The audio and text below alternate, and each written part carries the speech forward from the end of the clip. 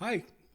So a few days ago, I posted on Facebook a post that stirred up a lot of questions from trumpet players, a lot of pushback and so forth. So I just thought I'd kind of take this opportunity, as a lot of people asked to do a video to kind of explain what I'm talking about. So the post was this. It was this photo and the caption: trumpet players, if you want to know how to put the horn on your face in a way that will give you endurance, efficiency, and longevity, Winton and the Jazz at Lincoln Center Orchestra trumpets have your answer. So as you can see in the photo, the horn angles are pointing. If you're looking at the actual instruments, as it's pointed out to me, the instruments aren't pointing the same direction. I'm not talking about in a marching band kind of symmetry. I'm talking about, the angle of the instrument as it relates to the head tilt or the face. We'll get into that in a second. So first, I wanted to talk about the main thing I was talking about with this photo, which is the way they have their embouchure set. So a lot of us have problems. And I certainly did early in my, when I was a student, and until I made some changes with, endurance, and all the issues that come along with that. And I think honestly, the whole situation begins in beginning band methods, because they all start on that, low C on the B flat trumpet, concert B flat. And they also tell you to form your lips like you're saying poo, poo, poo. So you've got the lips contacting right there inside that. So, the medical term for this is vermilion. I was trying to avoid saying in the red, because, I'm a white guy and I always learn in the red, but, not everybody has red lips. Mine aren't even red. They're, more pinkish or whatever. But vermilion means red or whatever. So I don't know. So we'll just talk about this being kind of the fleshy part of the lip. What on me is the reddish or the pinkish part. And then the border there is called the vermilion border. We're just going to call that, that dividing line there. And then there's the top lip up here. That's basically what I'm going to be referring to. And I might use those terms interchangeably. But anyway, so when we learn in beginning band to say poo, we're on the inside of that fleshy part of the lip, in there. And yeah, it's easy to play that low note there, right? You just blow a raspberry. That's literally what they tell you to do, right? And then you put up your trumpet, and you're like, I got a C trumpet here, so, it's not concert B flat, but, yeah, hey, that first note comes out great, right? But the problem is, when you try to play high from that position, you have to kind of like compact everything like a drawstring, to get higher. And it causes increasing effort, that kind of thing. And you start squeezing and stuff like that.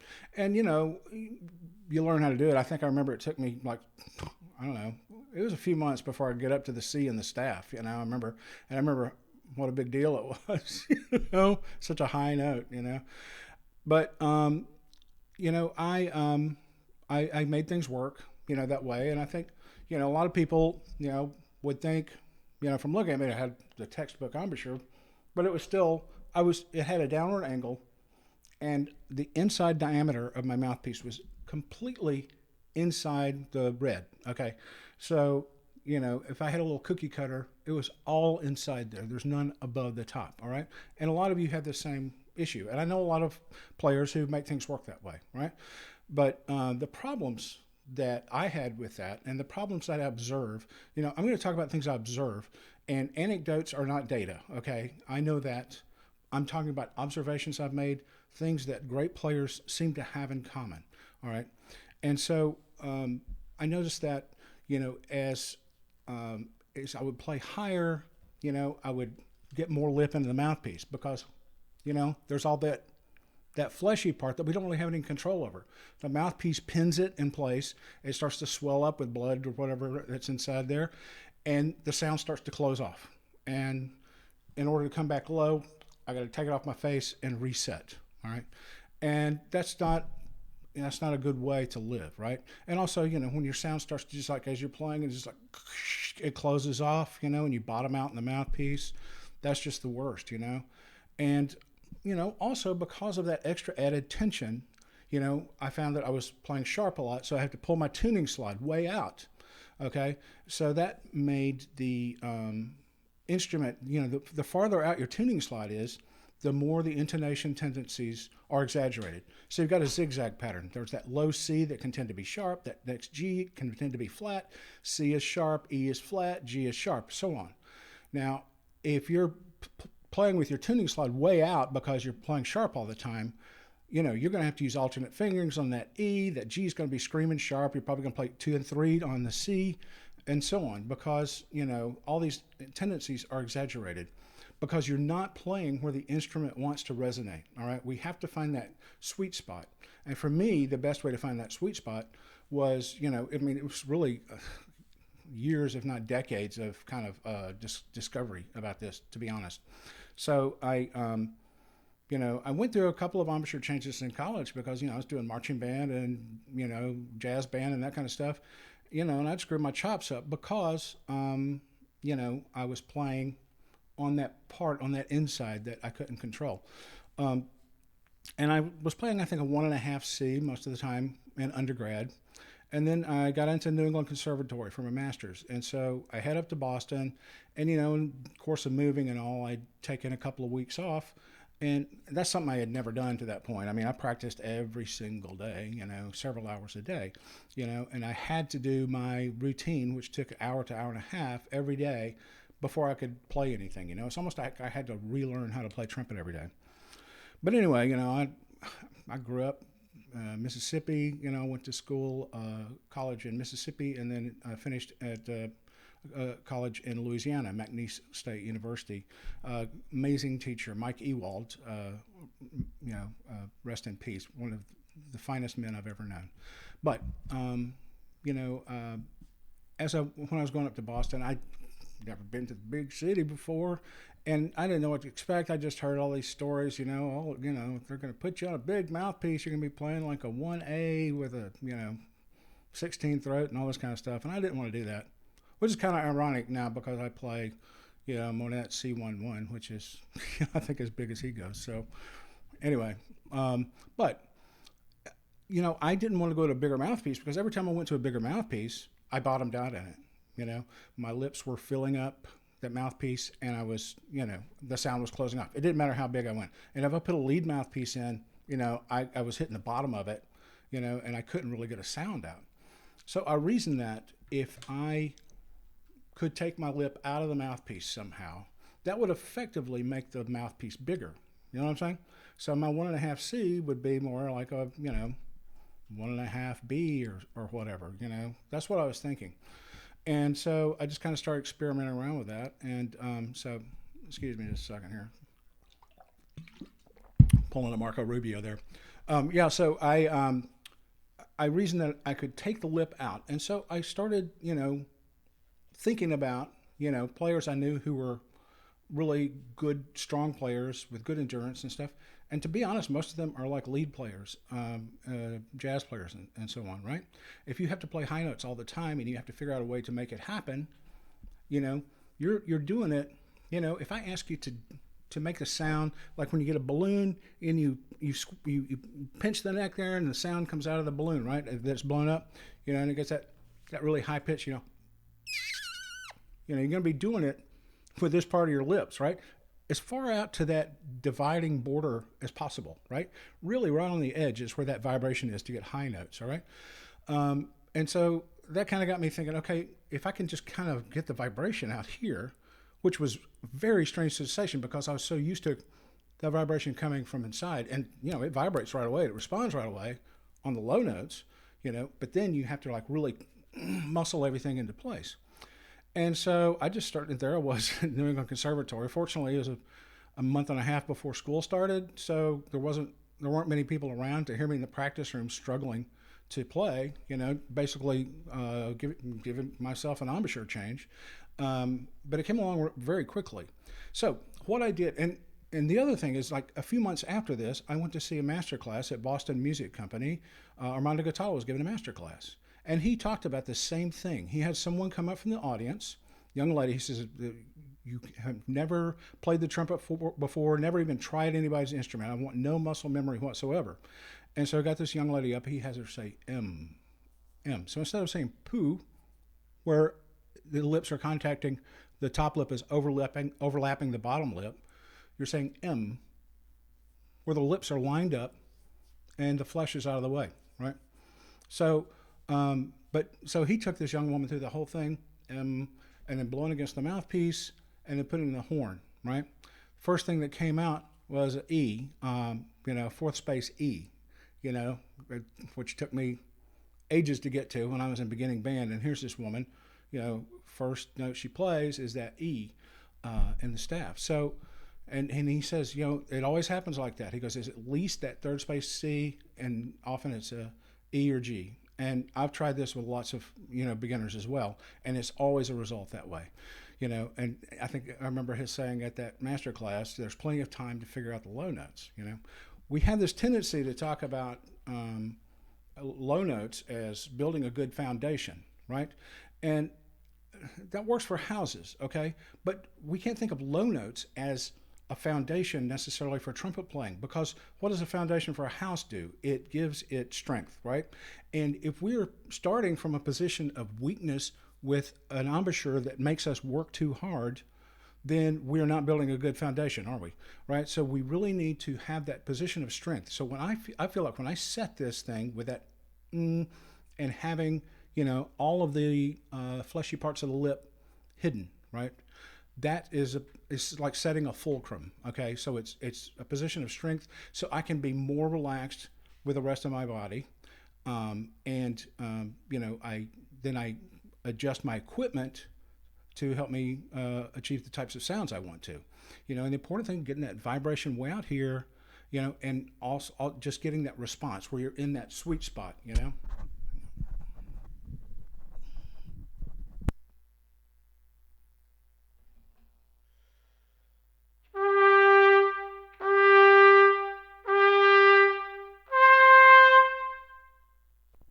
So that's, basically no tongue at all, just breathe and blow. You want that immediacy of response. When you start, the thing is, you're used to working so hard, and your muscle memory is going to, tell you, I need to work harder, and you're going to overshoot a lot, and you're also going to have some response problems. Now, response happens for one reason and one reason only. If response problems, that is, happens for only one reason, and that's when your lips and the trumpet are in disagreement with each other. Okay, that's the only reason response problems ever happen. If you have a fa, that's because your lips are vibrating in a different spot, or they're not vibrating, a different spot than your instrument wants it to be, right? That sweet spot where it resonates. The trumpet is a oscillator, a resonator.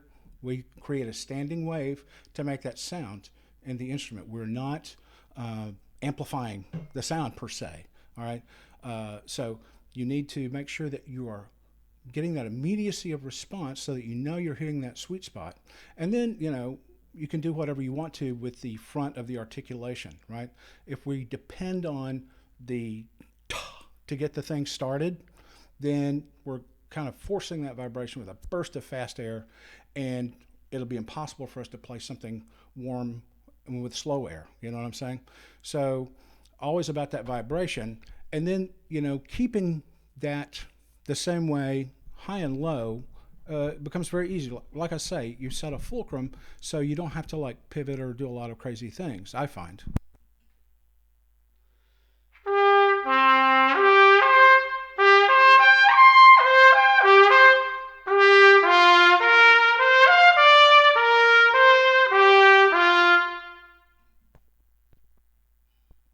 And because you set the fulcrum, because you're responding exactly, the notes are responding when you're playing with the vibration, then you can, like I say, you can do whatever you want to with the sound. Like pictures I'm just doing. I've had to do that so many different ways depending on who's conducting and what style they're looking for. So if you're not depending on the tongue to start the thing, then and just worrying about the response, then you can alter the strength of the tongue.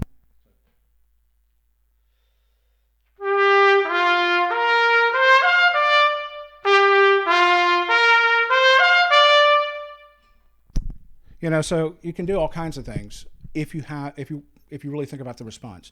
But to get back to this, this set, All right. I really think that for me um, has made all the difference. Now, look, everybody's got their way to do it. Okay, and there are some great players who don't play this way.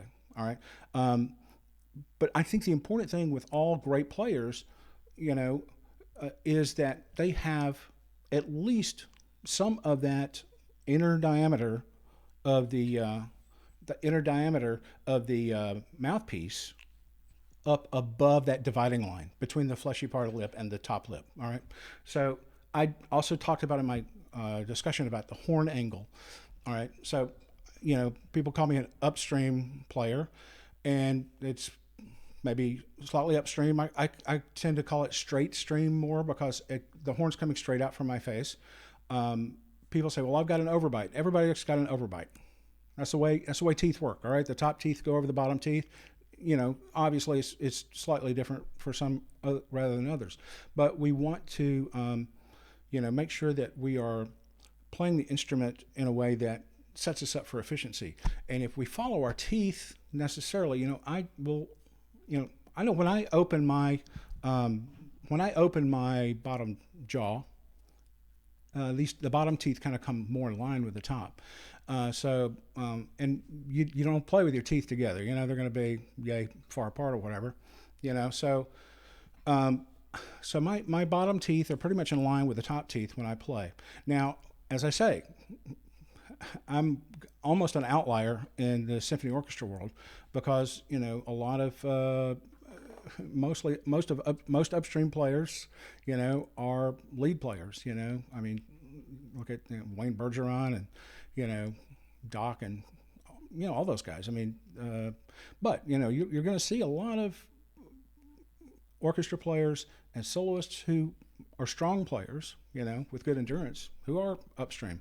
Now, again, I'm not saying upstream is the way to go. I'm saying, for me, it helps me get that line set, because if I drop the trumpet, all of a sudden this part of the lip is being activated, right? So